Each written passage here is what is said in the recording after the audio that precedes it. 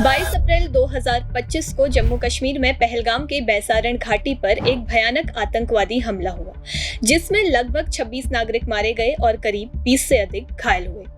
लेकिन आज हम इस घटना का जिक्र दोबारा इसलिए कर रहे हैं क्योंकि इसके बाद हाल ही में जम्मू कश्मीर के महादेव पीक पर 28 जुलाई 2025 को ऑपरेशन महादेव हुआ।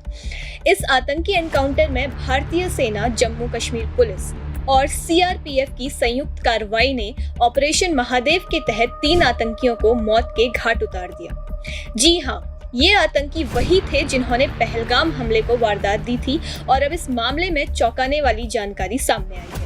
तो आज के इस वीडियो में हम बात करेंगे कि कैसे इन आतंकियों को पकड़ा गया और कैसे आइडेंटिफाई कर दिया गया कि ये वही आतंकी है जिनका स्केच पहलगाम हमले के समय निकाला गया था, और आखिर क्यों इतना समय लगा इनको ढूंढने में। तो सबसे पहले ये जान लेते हैं कि ऑपरेशन महादेव है क्या।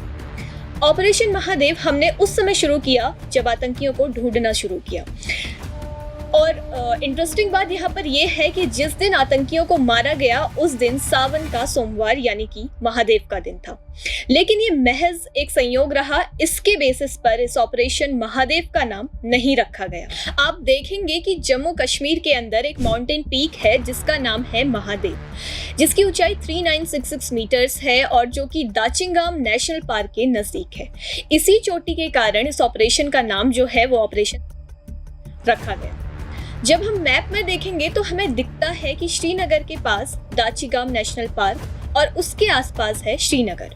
पहलगाम से महज 6 किलोमीटर की दूरी पर एक वैली है जिसको मिनी स्विट्जरलैंड कहा जाता है, जो कि बैसरण वैली है जहां पर ये पहलगाम का अटैक हुआ। दाचिंगम नेशनल पार्क के बीच कुछ पहाड़ियां हैं और यहीं पर जो आतंकवादी थे उनको डिटेक्ट किया गया, उनको यहीं पर मारा गया और वहां से श्रीनगर ले जाया गया और आइडेंटिफाई किया गया कि क्या ये वही आतंकी हैं जिन्होंने पहलगाम का अटैक किया था।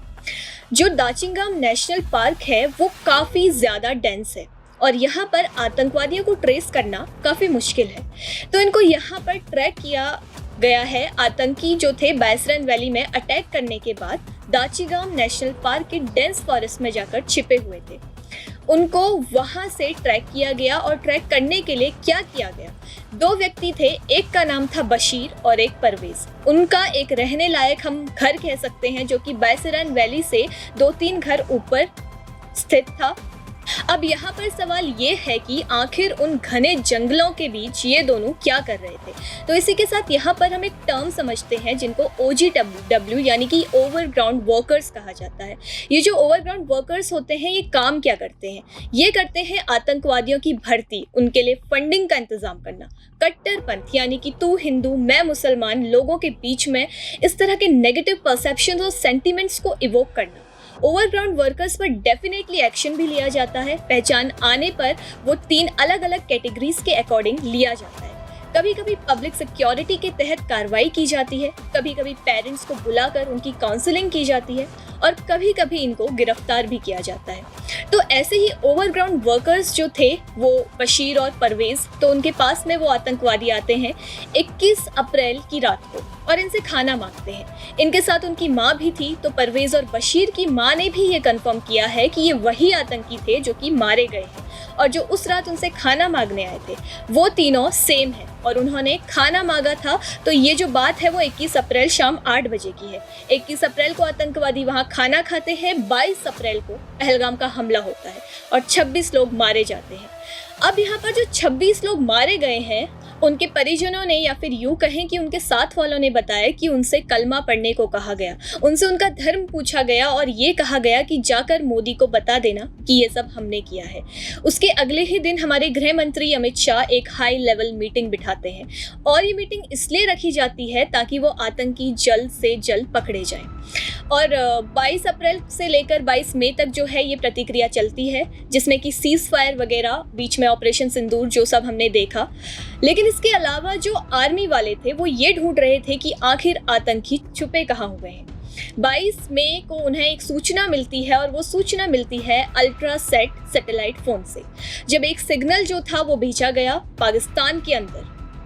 अल्ट्रासेट एक ऐसा फ़ोन है जो कि सैटेलाइट से डायरेक्ट कंट्रोल में होता है। ये हुआवे कंपनी ने बनाया है, जो कि चाइना की है, जो कि रडार की पकड़ में या फिर किसी भी तरह से इसको ट्रैक नहीं किया जा सकता। ये फ़ोन रेडियो तरंगों का उपयोग करके संदेशों का प्रसारण और प्राप्ति करता है, जो पारंपरिक मोबाइल नेटवर्क से स्वतंत्र है। और यही फ़ोन पाकिस्तान को दिए गए थे और पाकिस्तान से ये फ़ोन आतंकवादियों के पास पहुंचते हैं। तो 22 मई को इसी फ़ोन का इस्तेमाल करते हुए आतंकवादी जो थे वो पाकिस्तान से कांटेक्ट करने की कोशिश करते हैं और उनसे जो कम्युनिकेशन सिग्नल है वो भेजे जाते हैं। तो वही कम्युनिकेशन सिग्नल जो है वो ट्रैक किया गया हमारी टीम्स के द्वारा और उसी को ट्रैक करते हुए वो धीरे धीरे आगे बढ़ रहे थे कि आखिर ये सिग्नल जो है वो आ कहाँ से रहे हैं। तो सिग्नल्स को ट्रैक करते करते आखिरकार उनको ये पता चलता है कि जो सिग्नल्स हैं वो दाचिगाम से आया है। उस डेंस फॉरेस्ट से वो सिग्नल आया है। जब ये पता चलता है तो हमारी आर्मी पर्सोनेंस वहाँ पर उसका पीछा करते हुए पहुँचते हैं। तो जो सिग्नल वहाँ से मिलता है तो इंडियन आर्मी की टीम वहाँ पर प्लेन को रन नहीं कर सकती थी, क्योंकि प्लेन को रन करने से आतंकवादी जो हैं वो कॉन्शियस हो जाते, अलर्ट हो जाते। इसलिए वहाँ पर टीम के द्वारा ड्रोन्स उड़ाए गए। ड्रोन्स हवा में थे तो इसी दौरान ड्रोन में ये सामने आया कि जो एक तिरपाल है वो फॉरेस्ट के अंदर बीच में कहीं लगा हुआ है। तो अक्सर जो आतंकवादी होते हैं वो हरे तिरपाल का इस्तेमाल करते हैं ताकि जंगलों के अंदर छुपा सकें। लेकिन उस दिन जब उनकी मौत लिखी थी तो वो तिरपाल उतने हरे रंग का नहीं था, हल्का सा उसका जो कलर है वो फेड पड़ गया था और इसी वजह से वो ड्रोन की पकड़ में आसानी से आ गया। उसके बाद ये कंफर्म हो जाता है कि यहाँ पर आतंकवादी हैं और सीआरपीएफ के जवानों के द्वारा तुरंत एक्शन लिया जाता है और हमला किया जाता है। 28 जुलाई को अटैक करना शुरू होता है और अटैक में तीनों आतंकी मारे जाते हैं। तो अब बहुत से लोगों के मन में ये सवाल भी उठ रहा है कि हमले की बात से बॉर्डर तक पहुंचने में इन आतंकवादियों को बहुत टाइम लगा होगा। तो इस दौरान आखिर कैसे इनका कोई सिग्नल या कुछ भी इनसे रिलेटेड ट्रेस नहीं हो पाया। तो बता दें कि 3 महीने से ये जो आतंकवादी थे वो अपना सिग्नल बंद करके बैठे थे। अब हम अंत में अगर इस घटना की खास बातों को समझें तो इस घटना में भारत के द्वारा निर्मित केवल ड्रोन और रडार टेक्नोलॉजी का इस्तेमाल किया गया है। ये घटना जितनी बड़ी है उसी के साथ साथ हमारे देश की सुरक्षा एजेंसीज के लिए भी बहुत चैलेंजिंग है, क्योंकि बार बार उन पे ये सवाल उठाए जा रहे थे कि आप पाकिस्तान में घुसकर तो जो लोग हैं, जो आतंकवादी हैं, उनको डरा धमका के मार के आ गए हैं, लेकिन अपने ही देश में छिपे हुए आतंकवादियों को आप ढूंढ भी नहीं पा रहे। तो उन पर भी इस दौरान काफ़ी ज़्यादा प्रेशर हुआ। 29 जुलाई को संसद में इस घटना को लेकर चर्चा हुई। उस दौरान ऑपरेशन सिंदूर को लेकर भी तमाम सवाल उठाए गए। फिर चाहे वो ट्रंप का ये कहना हो कि जो सिर्फ सीज फायर है वो उन्होंने करवाया है, या फिर ऑपोजिशन का इस पर सवाल उठाना कि राजनाथ सिंह ने एक बहुत ही खूबसूरत जवाब देते हुए कहा कि भारत ऐसी घटनाओं को नहीं झेलेगा। ऑपरेशन सिंदूर स्थगित हुआ है, रुका नहीं है। तो इस बात पे ऑपोजिशन ने भी यहाँ पर बहुत सारे सवाल खड़े किए हैं, जैसे कि अगर पहलगाम तक वो आतंकी पहुँचे तो वो जब वहाँ पहुँचे तो आखिर इसके लिए कौन जिम्मेदार है, इसकी कोई जानकारी आखिर क्यों नहीं निकाली गई, इसके लिए कौन जिम्मेदार है। तो यहाँ पर फॉरेन मिनिस्टर ने एक बहुत अच्छी बात रखी, जैसे कि पाकिस्तान के साथ चीन और तुर्की था, उसी प्रकार भारत के साथ कौन था। तो उसके जवाब में उन्होंने कहा कि यूनाइटेड नेशंस के अंदर 193 कंट्रीज हैं, तो उनमें से किसी भी देश ने भारत की कार्रवाई को गलत नहीं ठहराया, सिवाय पाकिस्तान, चीन और तुर्की के।